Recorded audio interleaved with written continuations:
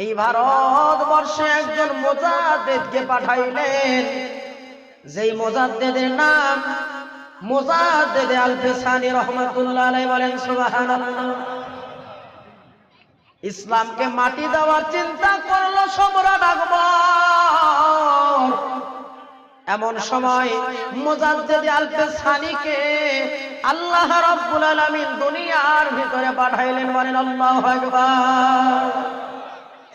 এমন সময় এই সম্রাট আকবর যখন দ্বীনে ইলাহির দাওয়াত দেওয়া শুরু করলো, মুজাদ্দিদ আল-ফিসানি রাহমাতুল্লাহি আলাইহি উনি ইসলামের দাওয়াত দিয়া মানুষগুলোকে মুসলমান বানানো শুরু করলো। এই খবর সম্রাট আকবরের কানে গেলেন। মুসলমান